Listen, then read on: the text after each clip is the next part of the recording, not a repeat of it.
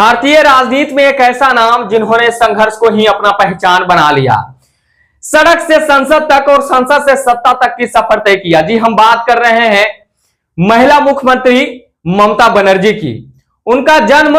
5 जनवरी 1955 की कोलकाता के एक साधारण परिवार में होता है और वो छात्र जीवन से ही राजनीति में सक्रिय रहती हैं। वो अपने राजनीतिक कैरियर की शुरुआत इंडियन नेशनल कांग्रेस पार्टी से करती है और उसमें लगातार मेहनत करती है और 1984 में सोमनाथ चटर्जी को हराकर पहली बार ममता बनर्जी सांसद बनती है और यहीं से उनकी पहचान एक जुझारू नेता के रूप में होने लगती है। ममता बनर्जी इसी तरह लगातार मेहनत करती है और राजनीति में सक्रिय रहती है, लेकिन 1997 में उन्होंने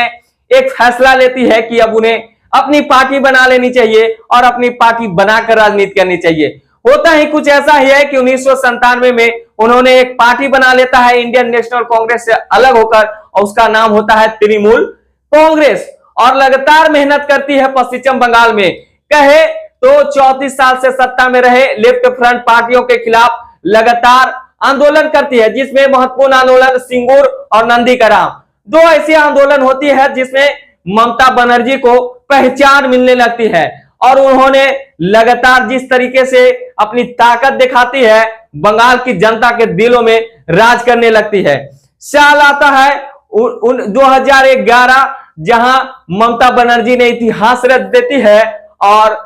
34 साल से लेफ्ट फ्रंट पार्टी को मात देते हुए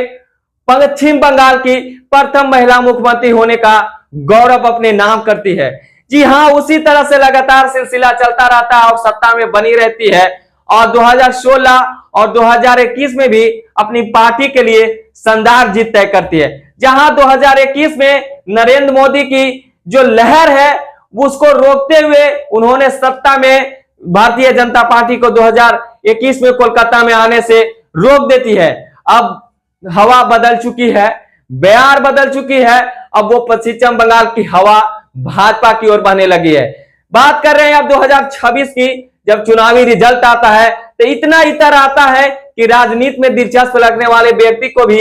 ये सुनकर कान फट जाते हैं और आंखों देखा विश्वास नहीं होता है कि पश्चिम बंगाल में भी इस तरह का नतीजे हो सकते हैं और भारतीय जनता पार्टी को बड़ी कामयाबी मिलती है 2026 में और बड़ी मार्जिन से जीत कहे तो एक तरफा जीत के साथ पूर्ण बहुमत की सरकार भाजपा बनाने में सफल होती है। लेकिन ममता बनर्जी का राजनीतिक जीवन कोई आसान नहीं रहा है, बहुत संघर्षशील और यहां तक कि आरएसएस ने उसे दुर्गा तक की उपाधि दे दी थी। तो बहरहाल एक छोटी सी कहानी ममता बनर्जी की कैरियर को लेकर, और आप क्या सोच रहे हैं ममता बनर्जी की कैरियर को लेकर, आप भी अपनी प्रतिक्रिया कमेंट बॉक्स में दें। धन्यवाद।